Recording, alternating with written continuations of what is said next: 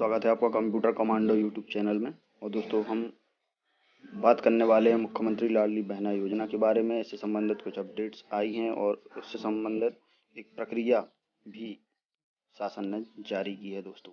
तो चलिए, ज़्यादा समय बर्बाद न करते हुए स्टार्ट करते हैं इस योजना से संबंधित अति महत्वपूर्ण जानकारी, जो कि आप सबके बहुत काम की है। और दोस्तों, इस योजना के अंतर्गत पात्र कौन कौन होगा? तो सबसे पहला है मध्य प्रदेश की स्थानीय निवासी होना चाहिए। दूसरा, यदि विवाहित है, विधवा, परित्यक्ता या तलाकशुदा हैं, तो वो महिलाएं भी इसमें शामिल हो पाएंगी। और अगर आपकी 1 जनवरी 2023 को आयु 23 वर्ष हो चुकी है, तो भी आप पात्र हो पाएंगी और 60 वर्ष से आयु कम होना चाहिए दोस्तों।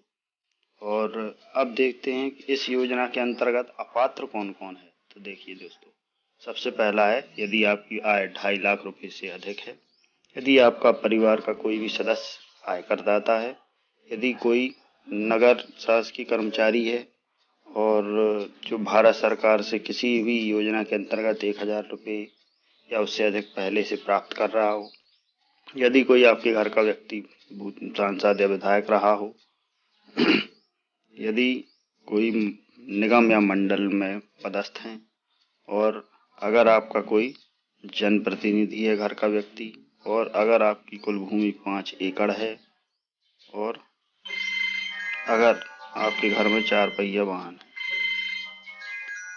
इस योजना के अंतर्गत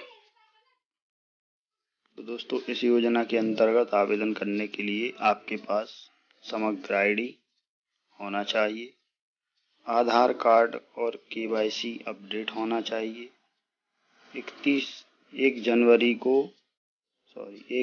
को 23 वर्ष की आयु पूर्ण होना चाहिए, और समग्र आईडी में महिला का जेंडर अपडेटेड फीमेल होना चाहिए, फीमेल अपडेट करा लेना चाहिए। और महिला की समग्र आईडी जो है उसमें विवाहित और विधवा, परित्यक्ता, तलाकशुदा ये चीज़ अपडेट होके रखना चाहिए दोस्तों।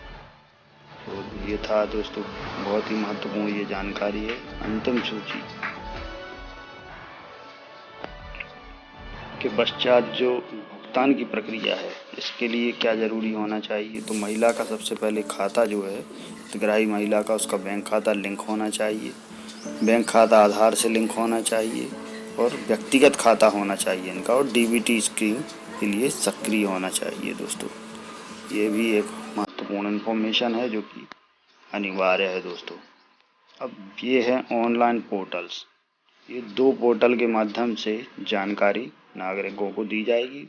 तो पहला जो इनका पोर्टल रहेगा वो ये रहेगा, cmladlibehna.mp.gov.in। इस योजना में आपको क्या मिलेगा? योजना की जानकारी मिलेगी, परिपत्र तो दस्तावेज मिलेंगे, अंतरिम सूची मिलेगी और अंतिम सूची भी मिलेगी। आपत्ति का पंजीकरण भी इसी में होगा, और आवेदन की स्थिति और डुप्लीकेट रसीद डाउनलोड करने की सुविधा भी इस पोर्टल के माध्यम से आपको मिलेगी दोस्तों। और दूसरा जो पोर्टल है lbadmin.mp.gov.in, इसके अंतर्गत ये जो ऑफिशियल्स हैं इनको एक यूजर आईडी उपलब्ध कराई जाएगी। इस यूजर आईडी के माध्यम से आवेदन करेंगे, और तो वेब पोर्टल और मोबाइल ऐप, इन दोनों के माध्यम से आवेदन की सुविधा रहेगी, और नागरिकों को सार्वजनिक रूप से उपलब्ध नहीं कराई जाएगी ये सुविधा दोस्तों।